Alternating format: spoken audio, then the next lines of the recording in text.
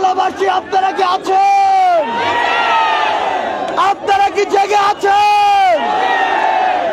যে রক্তের উপরে দাঁড়িয়ে শেখ হাসিনা এই দেশ ছেড়ে পালিয়েছে, যে রক্তের উপরে দাঁড়িয়ে নতুন বাংলাদেশ এসেছে, সে রক্তের উপরে দাঁড়িয়ে চিন্ময় উস্কানি দেয়, সে রক্তের উপরে দাঁড়িয়ে খুনি হাসিনারা উস্কানি দেয়, সে রক্তের উপরে দাঁড়িয়ে জঙ্গি ইস্কনরা উস্কানি দেয়, সে রক্তের উপরে দাঁড়িয়ে ভারতের কিছু প্রেতাত্মা উস্কানি দেয়।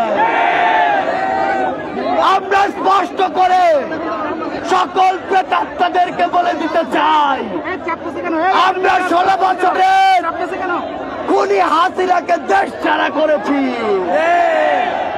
এমন ছোটখাটো কিছু জঙ্গি ইস্কনকে দেশ ছাড়া করা আমাদের জন্য হাতের ময়লা।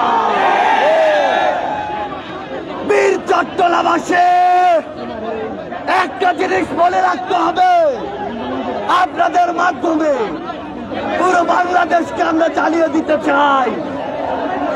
আমরা সকল ধর্মের প্রতি সহানুভূতিশীল কিনা, কিন্তু কেউ যদি আমাদের সহানুভূতিকে দুর্বলতা মনে করে, আমরা কি তাদেরকে ছেড়ে দিব? আমরা কি এই জঙ্গি ইস্কনকে ছেড়ে দিব? আমরা আমাদের সাইফুল ভাইয়ের খুনিদের বিচার দেখতে চাই কিনা? এই বীর চট্টলায় খুনি ইস্কনদের জায়গা হবে কিনা? বীর চট্টলাবাসী আপনাদেরকে স্পষ্ট ভাষায় শুধু একটি জিনিস বলে দিতে চাই, আমাদের চারপাশে অনেক চক্রান্ত ছিল, আরো চক্রান্ত হবে, কিন্তু আমাদের ঐক্যবদ্ধ ভাবে সকল চক্রান্ত মোকাবেলা করতে হবে। দিল্লি না ঢাকা, দিল্লি না ঢাকা, দিল্লি না ঢাকা, দিল্লি না ঢাকা।